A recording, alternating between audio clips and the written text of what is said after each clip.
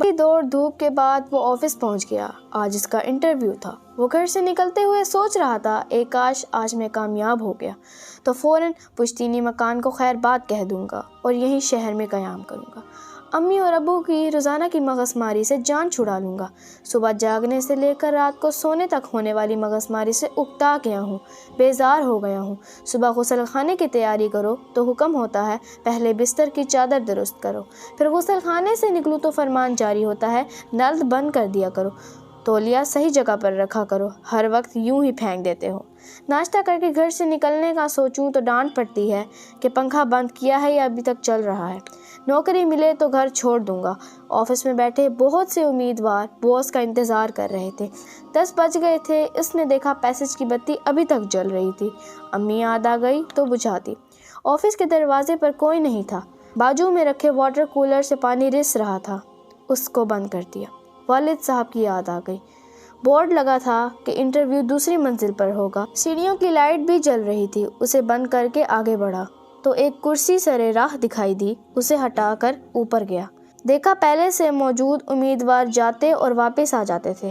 پھر پتہ چلا کہ وہ اپلیکیشن لے کر کچھ پوچھتے ہی نہیں ہیں، بس فوراً واپس بھیج دیتے تھے۔ میرا نمبر آنے پر میں نے اپنی فائل مینیجر کے سامنے رکھ دی۔ تمام کاغذات دیکھ کر مینیجر نے پوچھا کب سے جوائن کر رہے ہو؟ ان کے سوال پر مجھے یوں لگا آج 1 اپریل ہے اور مجھے پھول بنا رہے ہیں۔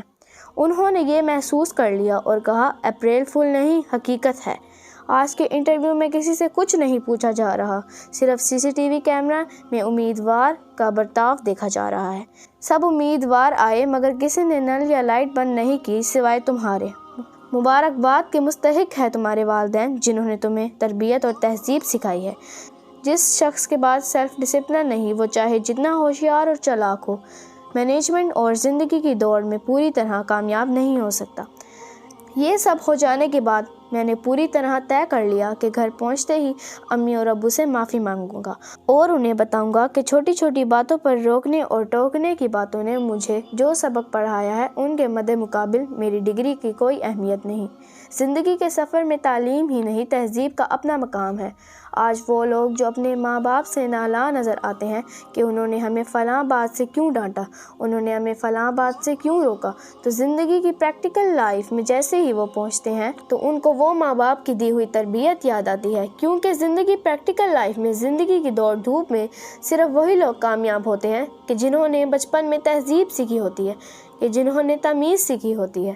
جیسا کہ اس آفس میں مینجمنٹ نے پڑھائی پر نظر نہیں ڈالی، کسی کی کوئی قابلیت پر نظر نہیں ڈالی۔ آپ کو ہم سب کو یہ چاہیے کہ ماں باپ کی عزت کریں، ان کے سلیقے اور تہذیب سے سکھائی ہوئی دنیا کو آرام اور تہذیب سے سیکھتے جائیں، کیونکہ ماں باپ جس تجربے سے گزر رہے ہوتے ہیں ہماری اتنی عمر بھی نہیں ہوتی جتنا ان کا تجربہ ہوتا ہے۔ ہم لوگ ہمیشہ ماں باپ کی ڈانٹ ڈپٹ سے تنگ آ کر باہر جانے کا سوچتے ہیں اور بڑے شہر جانے کا سوچتے ہیں اور اپنا الگ گھر بنانے کا سوچتے ہیں۔ ایسا ہرگز مت کرنا۔ کامیابی ان کے ادب کے ساتھ جڑی ہوتی ہے۔ دوستوں، ہم میں سے اکثر دوست یہ غلطی کر بیٹھتے ہیں، جیسے ہی کچھ حالات بہتر ہو جائیں یا شہر میں ایڈجسٹ ہونے کا موقع ملے تو سب سے پہلے اپنے آبائی گھر پھر اپنے والدین کو چھوڑ کر شہروں میں بسنے کی کوشش کرتے ہیں۔ اگر شہروں کی طرف جانا لازمی بھی ہو تو پھر بھی اپنے والدین کو ساتھ لے کر جائیں۔ اللہ سے دعا ہے جن کے والدین حیات ہیں اللہ انہیں صحت و تندرستی والی زندگی عطا فرمائے، اور جن کے والدین اس دنیا فانی کو چھوڑ کر چلے گئے اللہ ان کی بخشش فرمائے، آمین ثم آمین۔ امید کرتے ہیں ہماری آج کی ویڈیو آپ کو ضرور پسند آئی ہوگی، اور صدقہ جاریہ سمجھتے ہوئے اپنے دوستوں اور رشتہ داروں کے ساتھ ضرور شیئر کریں تاکہ اصلاح کا یہ سلسلہ ہمیشہ جاری رہے۔ جزاک اللہ۔